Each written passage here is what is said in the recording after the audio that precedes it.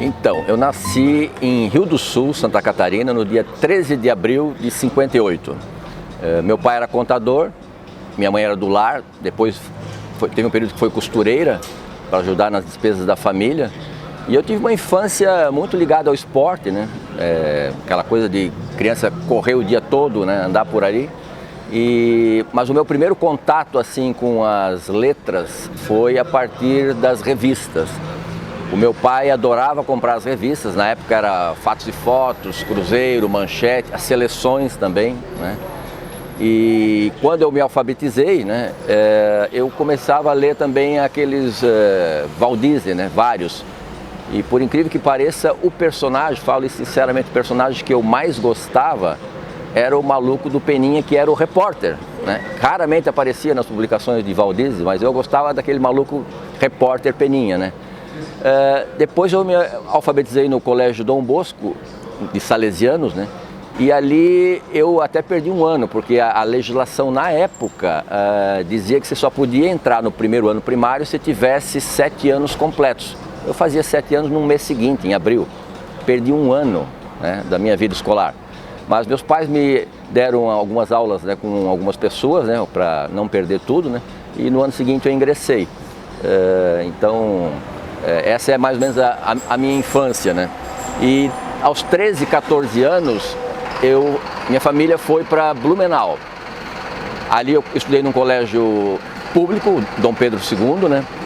E é ali que eu tomei contato de fato com o que eu gostava, que é a leitura, porque existia a biblioteca Fritz Miller, e a cada 15 dias você podia emprestar um livro. Para mim isso era uma maravilha, né? Foi ali que eu tomei contato com alguns dos autores mais clássicos, né? Hemingway, Dostoiévski, Steinbeck, o Fernando Pessoa, Baudelaire, Cecília Meirelles, Drummond, enfim, para mim aquilo era um parque de diversões, né? Foi ali o primeiro contato assim que eu tive e o gosto pela palavra de fato, né? Na minha família tinha uma tradição. Aos 16 anos meus pais colocavam os filhos, eu sou de uma família de 5 filhos, o mais novo, né?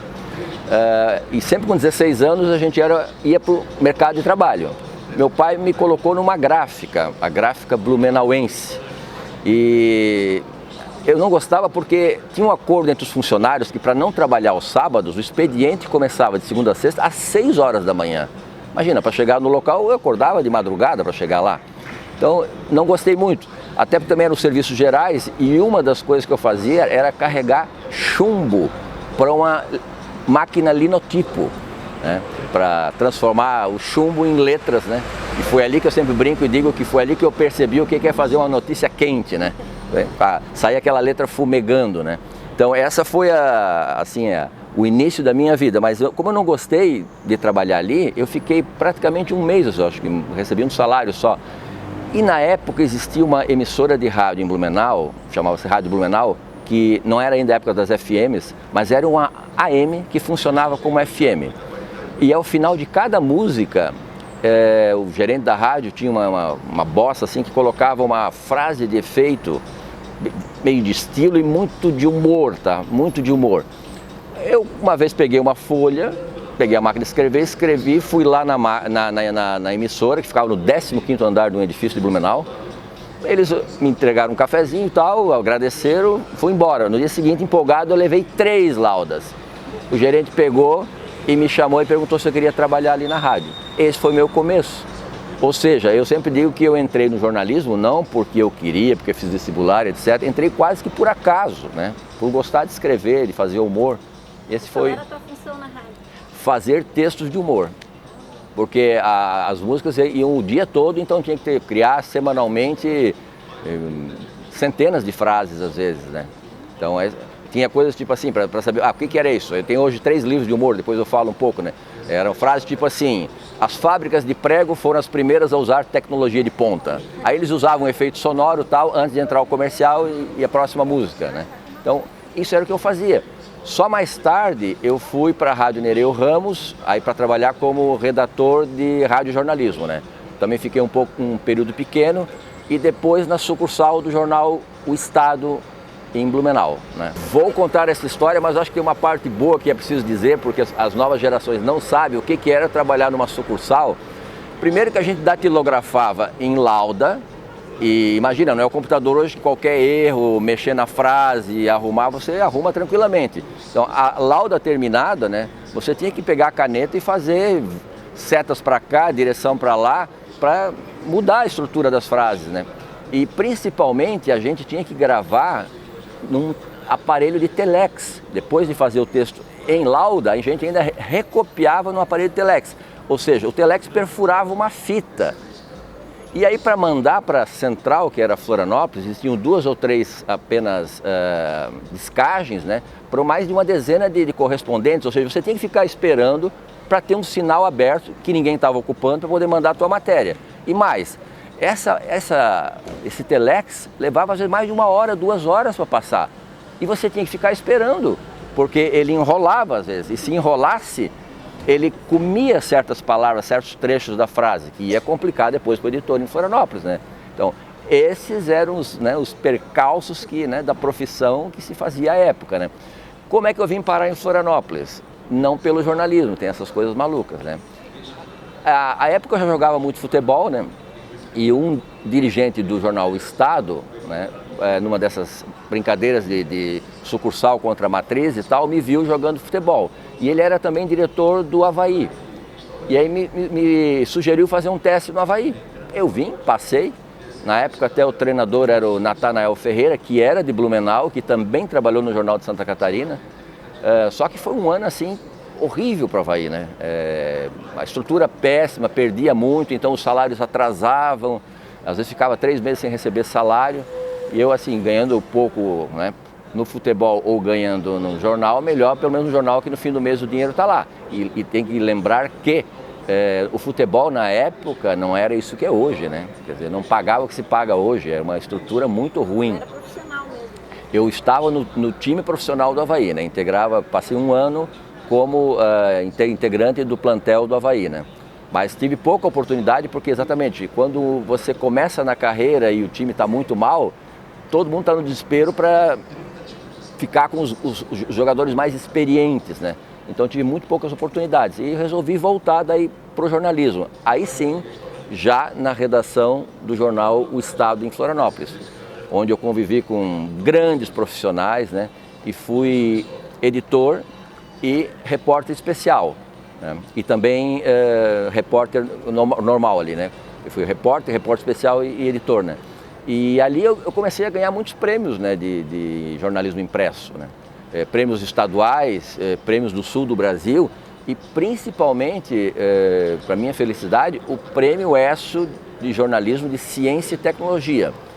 Foi a primeira vez em 30 anos do prêmio ESSO, que era o maior prêmio, né, de jornalismo do Brasil, que um jornalista concorrendo por um veículo de comunicação fora do eixo Rio-São Paulo, ganhava um prêmio de categoria, né? Porque os prêmios eram assim, categorias, né? Esporte, ciência e tecnologia, política, reportagem, etc.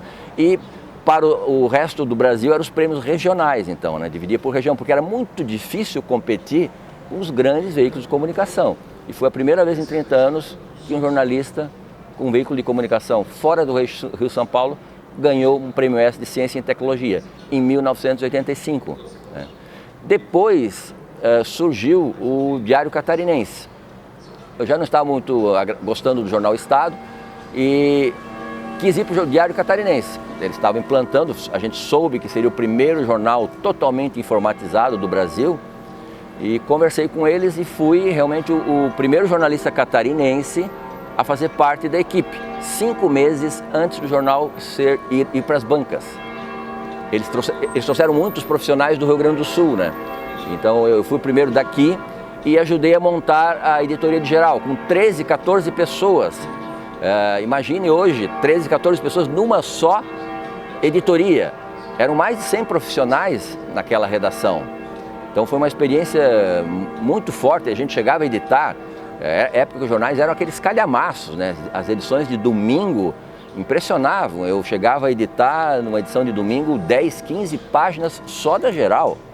Então assim, foi eu acho que uma fase do auge, digamos assim, do jornalismo, nessa do Jornal Estado e nos anos 80, 90, principalmente do jornalismo. Essa é uma característica que eu acho que posso falar da minha vida como profissional, que é embora repórter, eu nunca me contentava em apenas redigir a notícia. Eu adorava propor pautas, até para não receber pauta que você não gostasse, né?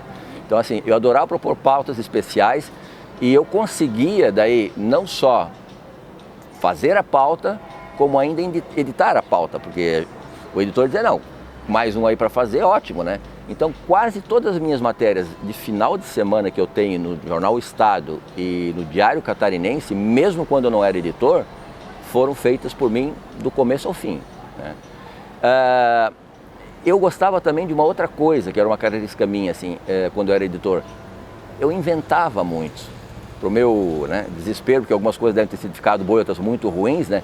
Então, assim, eu não me contentava com a pauta normal.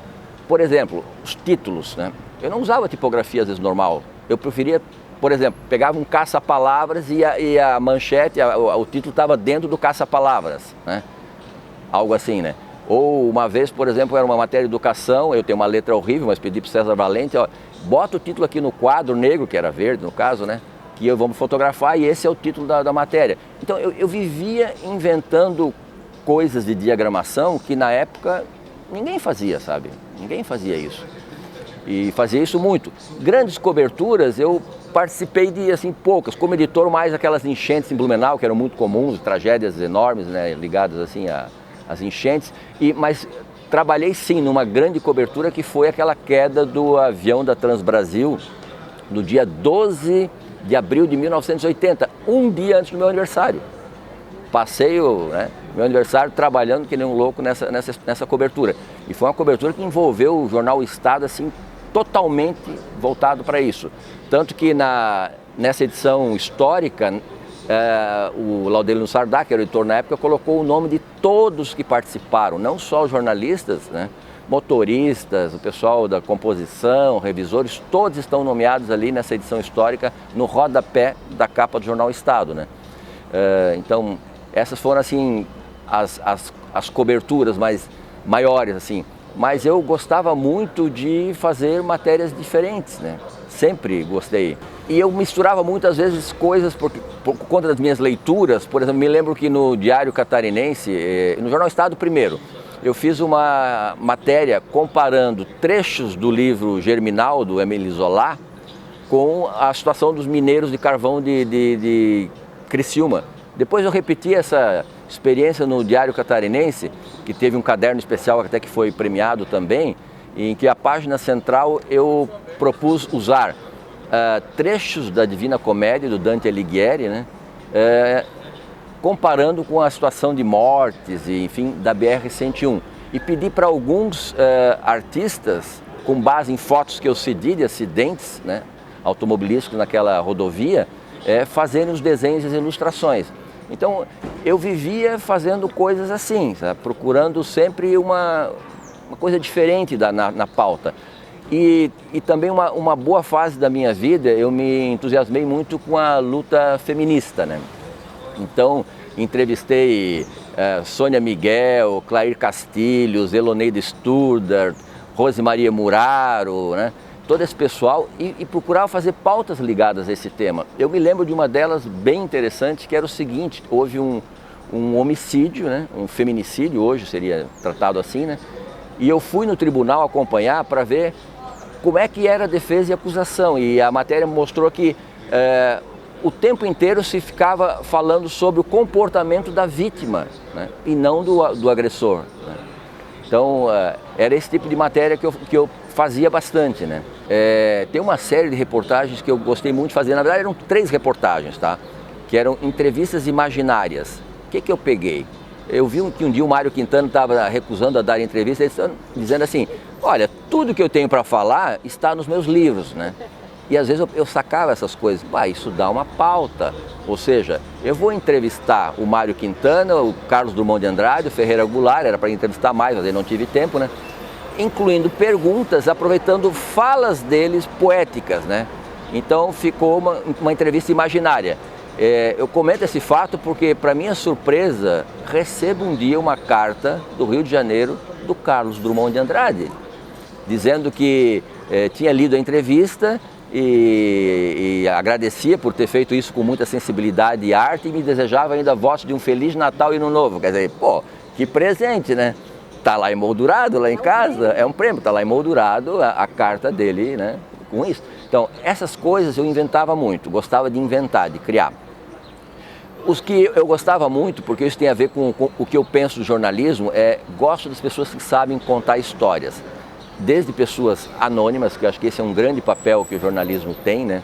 De ouvir essas pessoas com as suas histórias, que se a gente não registrar, vão desaparecer.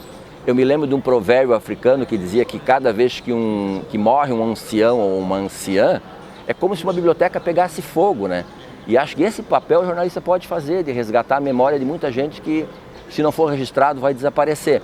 Então, um dos jornalistas que eu admirava muito, porque sabia contar uma história, era o José Hamilton Ribeiro, né?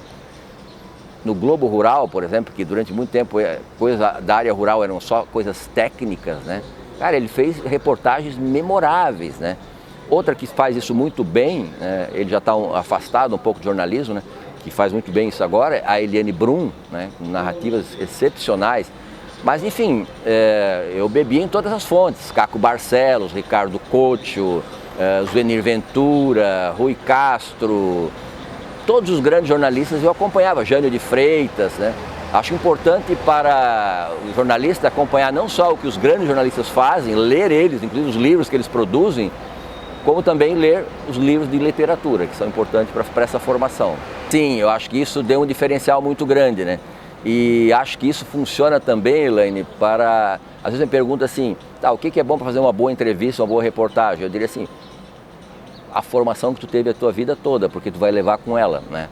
Você só vai poder fazer boas perguntas se você conseguir contextualizar o que está acontecendo, se ler vários autores, se ler sociologia, filosofia, psicologia, enfim, as ciências sociais de um modo geral, né, economia, porque daí você consegue argumentar, você consegue entender o que está acontecendo no mundo e consegue contextualizar essas coisas, né? Porque as coisas que acontecem no mundo que o jornalista tem que lidar não caem de paraquedas, né? É preciso entender, compreender minimamente esses processos de construção social, né? Se eu tivesse que dar um único conselho para quem vai fazer uma entrevista, seria esse: informe-se muito sobre a pessoa que você vai entrevistar ou sobre o assunto que você vai entrevistar. Porque confiar no improviso, né, você vai fazer perguntas banais e óbvias que não retiram do entrevistado tudo que ele pode dar. Eu fiz algumas entrevistas que gosto muito assim de ter essa oportunidade. Eu falei, as pessoas anônimas são interessantes, mas uma das coisas que agradam também na profissão, claro, é a gente estar em contato com pessoas que se destacaram em várias profissões, né? E algumas delas eu tive ainda a oportunidade de fazer entrevistas. Darcy Ribeiro, Luiz Inácio Lula da Silva, Milton Santos. É uma coisa muito agradável na nossa profissão, né? Poder estar nesse universo e conversar com essas pessoas, né? E aprender com elas também, né? Eu já entrei como editor, porque, como eu digo, eles trouxeram muita gente do Rio Grande do Sul e precisavam de alguém que conhecesse, porque na geral precisa conhecer muito o estado de Santa Catarina, né? Sobretudo, né? Cada cidade, eu já tinha percorrido o estado de ponta a ponta, né? E já tinha editado muita coisa no Jornal Estado, então eles me colocaram como editor de geral. E ali trabalhei com muita gente jovem, né, que estava começando inclusive na carreira, né, e que depois se transformaram em grandes jornalistas, professores, etc. Né. Eu acho que isso se tiver essa possibilidade, é fundamental, porque você sabe exatamente, né, o que o repórter está fazendo, né, como é que é a situação de buscar essa informação. E ao mesmo tempo você tem a oportunidade assim, de estar dos dois lados do balcão, que eu digo, né? Um é na rua e outro é na central ali que você tem que editar, né? E a parte também literária me ajudou muito na edição, porque, claro, a gente tinha desafios enormes com os modelos de diagramação que existem. Por exemplo, o Jornal Estado tinha a matéria principal, a gente chamava uma de 30, ou seja, a manchete tinha que ter 30 letras. Imaginem uma manchete com 30 letras e ainda um verbo no meio, né?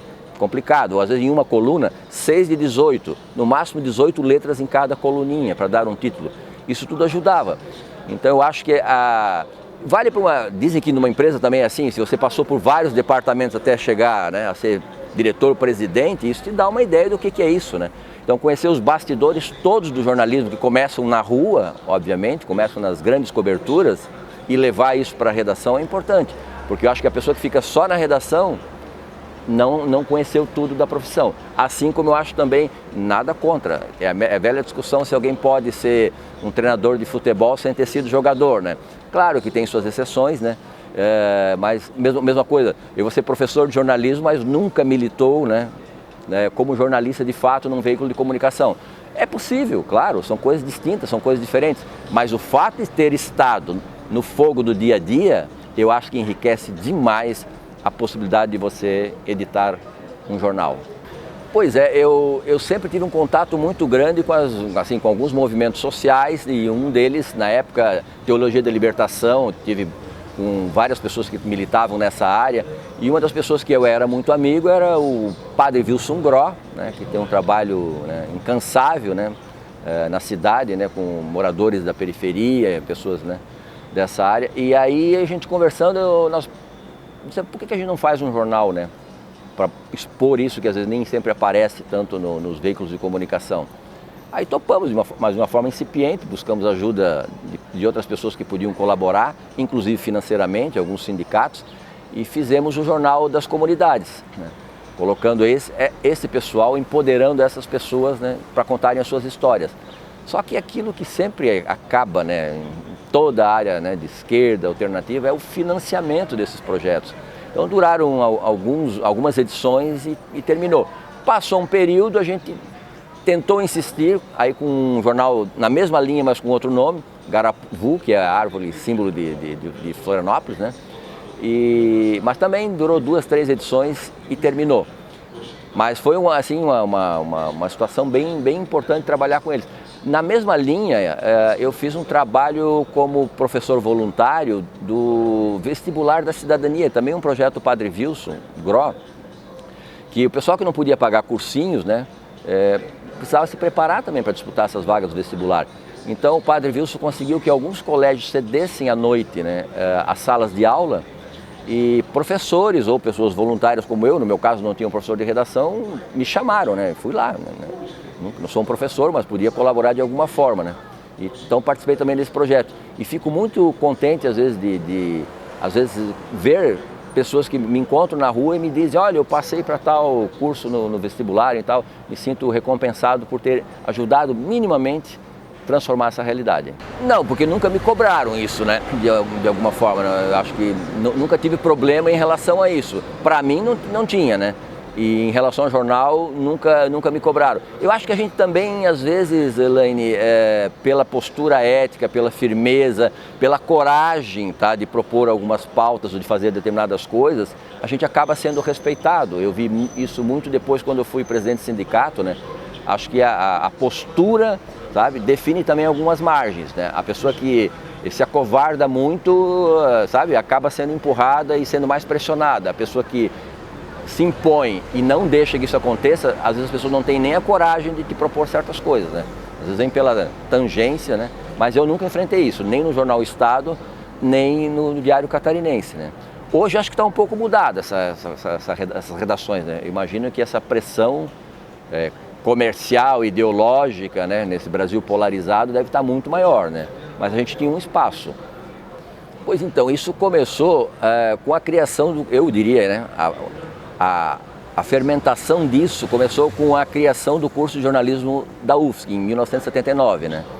Porque ali os novos profissionais, os estudantes, os professores, né, começaram a discutir jornalismo, jornalistas, a profissão e, claro, né, as condições da profissão em Santa Catarina, como você falou, um sindicato que durante 30 anos, né, era totalmente, né, ligado ao patronato, né, e então a gente começou a idealizar um movimento de oposição sindical e passou a atuar fazendo tudo aquilo que o sindicato não fazia. A gente começou a sindicalizar pessoas, a gente fazia palestras, debates. Eu me lembro que no ano que antecedeu a eleição, a primeira eleição, que teve a liderança do professor Ayrton Canitz, né, que foi um dos principais responsáveis por esse movimento, né, de oposição sindical, a gente chegou a fazer 30 jornais dos jornalistas, a gente fez mais de uma dezena de viagens para as principais cidades do interior, a gente tem mais de uma centena de reuniões aqui em Florianópolis, né?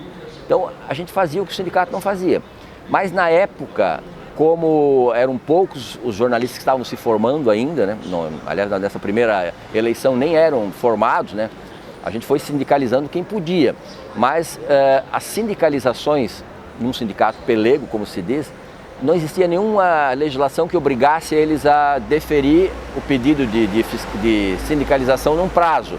Então ficaram mais de 30, 40 pessoas no limbo e foram os votos que faltaram para essa primeira eleição. E a gente perdeu, né? E na seguinte a gente continuou, durante os 3 anos seguintes, fazendo exatamente isso. Aí já com manifestações, passeatas, uma série de ações realmente sindicais. E a gente obteve tanta legitimidade, tanta credibilidade, que o próprio sindicato não lançou uma chapa. Eu não sei, mas eu acho que deve ser raríssimo, se não for o único, né? Que uma chapa de oposição concorre sozinha a um sindicato. Porque ninguém queria mais se opor a isso que já era a legitimidade do movimento de oposição sindical. Então, foi a partir daí que a gente tomou conta do sindicato. E aí começou a fazer uma série de atividades de enfrentamento, greves, passeatas, manifestações com o patronato. Fizemos coisas muito criativas, né, que acabaram chamando a atenção, inclusive, de outros sindicatos nacionais. Vale comentar, por exemplo, a Operação Papagaio de Pirata. Existiam, claro, momentos em que os repórteres entravam ao vivo, tanto aqui em Santa Catarina como algumas coisas para a TV Globo, né? A RBS era afiliada da TV Globo. E a gente começou a ir atrás dos repórteres com cartazes, né? Nos movimentos de acordo coletivo, principalmente. E logo a RBS contratou um batalhão de seguranças para nos impedir de fazer isso. Só que nem sempre isso dava certo. Pasmem, numa transmissão ao vivo do resultado da eleição, em pleno Tribunal Regional Eleitoral, um companheiro nosso, que eu não vou citar o nome porque eu não sei se eu estou autorizado, né, passa atrás do presidente com um bilhetinho assim, RBS Redes Baixos Salários. O TRE caçou, obviamente, o crachá dele de cobertura daquela eleição, ele quase foi demitido do jornal Estado, mas era essa coragem de uma categoria, tá, que nesses anos 80 e 90, né, mudou a correlação de força aqui em Santa Catarina. Nós éramos o segundo pior piso salarial do Brasil, quando eu assumi, e já no final da segunda gestão era o maior piso salarial dos jornalistas do Brasil. Nós tivemos coisas, por exemplo, num show da Xuxa, no Natal, vale contar essa história também, e antes eu faço só essa indicação de por que a RBS era o principal alvo, porque era o principal empregador, tinha rádio, televisão, jornais, e era o líder do patronato. Eles traziam inclusive o advogado de Porto Alegre para vir negociar com o sindicato aqui. Então, num desses shows de Natal da Xuxa que estava no auge, né, nós pensamos em fazer uma manifestação, era em plena época de acordo coletivo. Fomos 2 horas antes de abrirem os portões, de começar o show, e estava lotado, não entrava mais ninguém. Nós ficamos com as 2 faixas ali fora e antes do show terminar totalmente, já como sempre se faz nesses estádios super lotados, abriram as portas, na medida que o pessoal ia saindo, nós entramos com 2 faixas, 4 pessoas do sindicato. As faixas diziam assim, no meio de um estádio lotado, porque era o momento que a Xuxa ainda estava dando a volta final ao gramado, né? Ou era uma faixa RBS Rede de Baixos Salários, que era uma frase até do Rio Grande do Sul, que nós incorporamos em Santa Catarina, e outra, muito provocativamente, era Xuxa, baixinho é o salário dos jornalistas, né? A Xuxa na época chamava suas crianças de baixinhos, né? Aquele povo olhava para aquelas 2 faixas com os olhos arregalados, não entendendo nada. Quando o estádio esvaziou, depois de mais de 1 hora, nós estávamos numa divisão nos fundos de uma goleira, com a parte mais da elite, né, que fica nas cadeiras e tal, e tinha um alambrado. Para nossa sorte, tinha um alambrado, porque desceu de lá de cima das cadeiras, das cabines, o principal diretor da RBS, furioso, de dedo em riste, né, dizendo que isso não vai ficar assim. Eu disse, não tem problema nenhum, se a gente assina o acordo, param as manifestações, como é natural, né? Isso é mais intenso nas épocas de negociação coletiva. Então, era esse tipo de ação que a gente fazia com muita intensidade, né?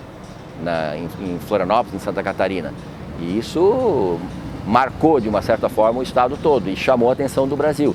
A tal ponto que, por exemplo, a pessoa que me sucedeu no sindicato, o Sérgio Murillo de Andrade, depois foi presidente da Federação Nacional dos Jornalistas, né? FENAGE. Esse caminho foi a tentativa de recuperar uma coisa que eu gostava de fazer muito, que começou com a Rádio Blumenau, que era o humor. Então eu escrevi 3 livros de humor. O primeiro deles é Não Me Levem a Sério, né? Foi uma advertência já, né, bem clara, né? Acho que não deu certo, mas enfim. pela editora Insular, do nosso amigo Nelson Rolim, né?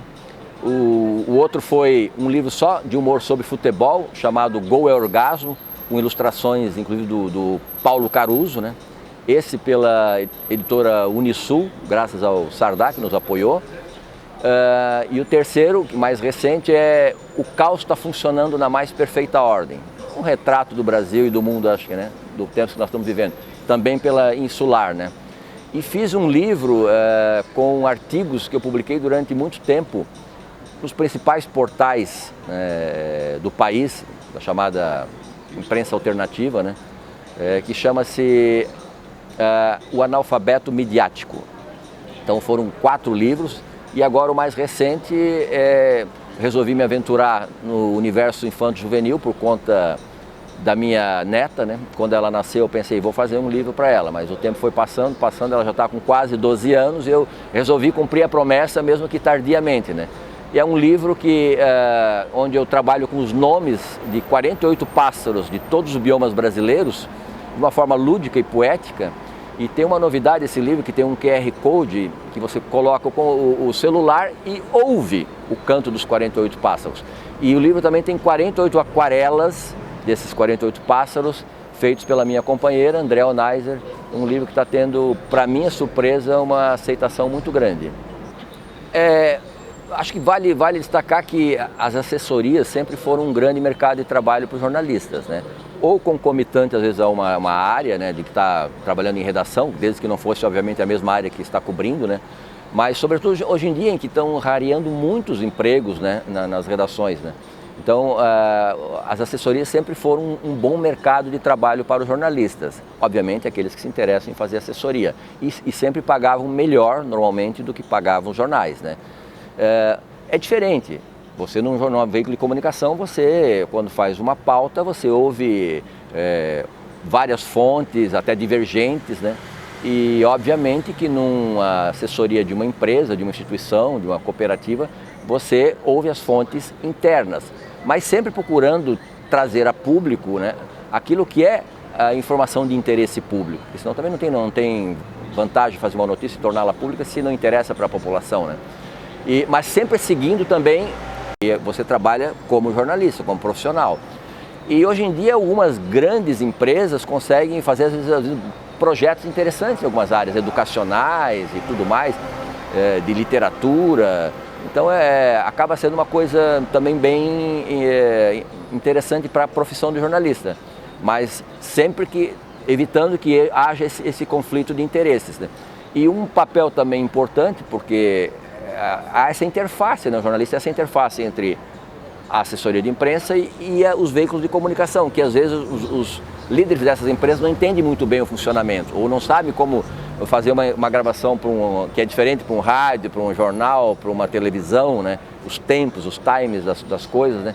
E outro papel muito importante da assessoria de imprensa hoje em dia com os profissionais de comunicação, e aí é bom que ele tenha participado exatamente de uma redação, é que ocorrem, né, nesses novos tempos de redes sociais, né, muitas informações viralizantes, né? Às vezes verdadeiras, né, e às vezes até falsas, que atingem a imagem, né, da empresa, do veículo. E claro que um bom profissional sabe como tratar isso adequadamente com os veículos de comunicação, sendo claros, objetivos, sinceros, mas tentando fazer da melhor forma possível a resposta dessa empresa para isso que está acontecendo, né? Pois mudou muito o que era o jornalismo até então, nas décadas de 80 e 90, e o que é hoje. Eu sempre digo que fazer reportagem é caro, e é caro mesmo, tá? Você tem que montar uma equipe, às vezes quando você vai por rodovia, é um repórter, um fotógrafo, um motorista, ou se faz de outros meios, geralmente fotógrafo e jornalista. Você tem que se deslocar, você tem que se deslocar até o local da entrevista ou da matéria, você tem que se deslocar lá naquele território, você tem que pagar alimentação, você tem que ter hotel, você às vezes passa um dia ou mais naquele lugar. Então é caro fazer reportagem, de fato.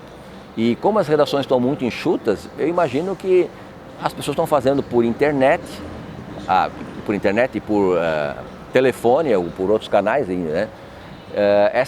A maioria das matérias que saem, porque fazer uma matéria de reportagem mesmo que leva muito tempo, são raras as pessoas que fazem, que têm a oportunidade de fazer hoje em dia, né? Então ficou muito mais difícil, mesmo que a pessoa queira, nesses veículos que nós temos aí, fazer grandes reportagens. Até nos grandes veículos de comunicação também estão rareando, né? Estão ficando raros. Em muitos casos, as grandes reportagens chegam através de dossiês de pessoas que já fizeram isso e entregaram. Eu recebo muito, por exemplo, e acho que vários assessores de imprensa recebem, no passado, o release que se entregava numa redação era o ponto de partida de uma pauta, que era ampliada para outras coisas. Hoje a gente recebe pedidos assim, olha, eu preciso de informações dessa área, né? E a gente é que vai fazer isso, entregar para as redações, que eles acabam usando quase que na íntegra né, esse material. Então mudou muito as condições, né, desses veículos e desses jornalistas para poderem fazer jornalismo de qualidade, porque requer recursos de tempo e às vezes de dinheiro.